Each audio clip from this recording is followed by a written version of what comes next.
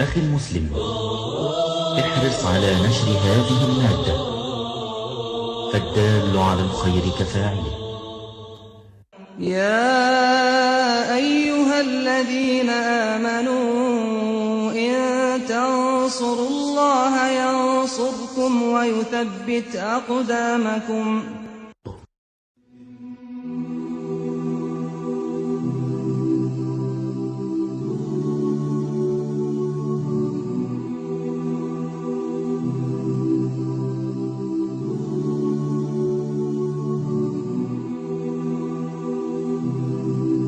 Méditons un instant sur la création d'Allah Tabaraka wa Ta'ala. Mon frère, ma sœur, imagine qu'un jour tu te retrouves face à un tableau magnifique. Tu t'arrêteras sûrement devant celui-ci, tu l'observeras, tu demanderas qui est-ce qui l'a dessiné. C'est sûr et certain, tu vas te dire qui est-ce qui l'a dessiné, ce magnifique tableau. Et tu t'en souviendras longtemps.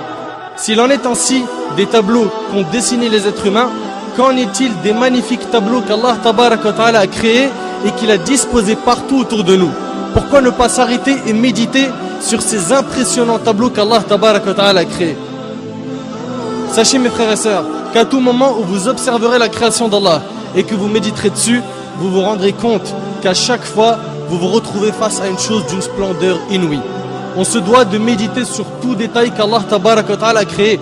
À chaque fois que le soleil se lève ou se couche, à chaque fois qu'on voit la lune, à chaque fois que la pluie tombe, à chaque fois qu'on voit les nuages, à chaque fois qu'on se retrouve face à un beau paysage tel que les montagnes, la mer, la verdure, etc. Il faut s'arrêter face à cela et méditer. Et méditer. Regardons chaque détail du corps humain. Nos mains, nos poils, nos yeux, etc. Et méditons. Chaque plante, chaque oiseau, chaque papillon, chaque feuille d'arbre. Méditons. On ne doit pas négliger cette grande adoration qui est la méditation. À chaque fois que l'on observe une invention, on peut reconnaître les qualités de son auteur à travers les détails de cette invention. Par exemple, l'inventeur de l'ordinateur était sûrement quelqu'un de très intelligent. Les constructeurs des pyramides étaient sûrement des gens forts. L'auteur d'un joli tableau est sûrement un artiste très doué, etc. Qu'en est-il du créateur de cet univers?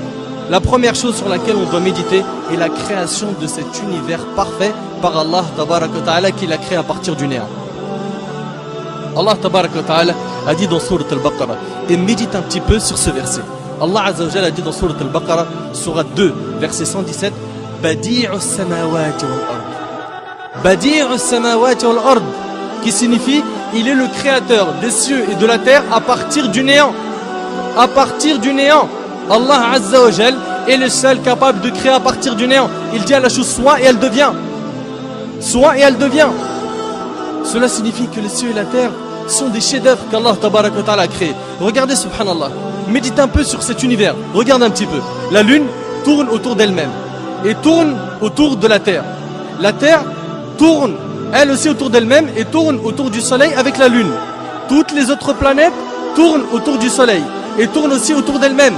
Et leurs satellites eux aussi tournent autour d'eux-mêmes. Et tout ce système solaire, comprenant le soleil, la terre, la lune, les planètes, les satellites, les étoiles, etc. Tout cela appartient à notre galaxie qui est la Voie lactée. Subhanallah, c'est quoi cette perfection? C'est quoi cette perfection? La méditation sur la création d'Allah Tabaraka wa Ta'ala va donc nous aider à laver nos cœurs. Si tu observes la mer par exemple, combien de gouttes d'eau y a-t-il dans ces mers et ces océans? Comment cela se fait-il qu'il y a certaines mers qui ne se mélangent pas alors qu'elles se rencontrent? Comme dans le détroit Gibraltar. Comment cela se fait-il qu'elles ne se mélangent pas? Et pourquoi l'eau salée de cette mer qui s'évapore puis qui se transforme en nuage et nous parvient n'est-elle plus salée? L'eau de la pluie. Subhanallah, ça part d'une eau salée et ensuite c'est de l'eau qui n'est plus salée. D'autre part, saviez-vous que si ces mers étaient stagnantes, elles auraient pourri?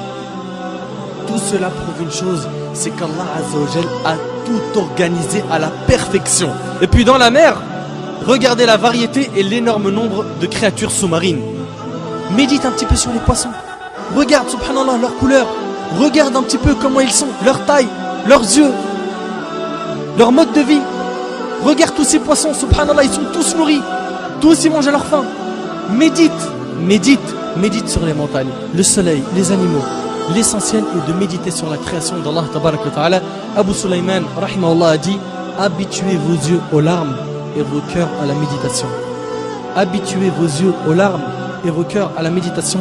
Mes frères et sœurs, je sais que cette adoration était ignorée par un grand nombre parmi nous. Faisons-la revivre afin d'améliorer notre relation avec Allah tabaraka wa ta'ala.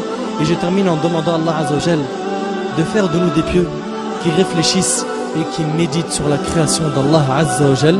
هذا ما أعلم والله عز وجل أعلى وأعلم. سبحانك اللهم وبحمدك أشهد أن لا إله إلا أنت أستغفرك وأتوب إليك وبارك الله فيكم وجزاكم الله خير والسلام عليكم ورحمة الله وبركاته.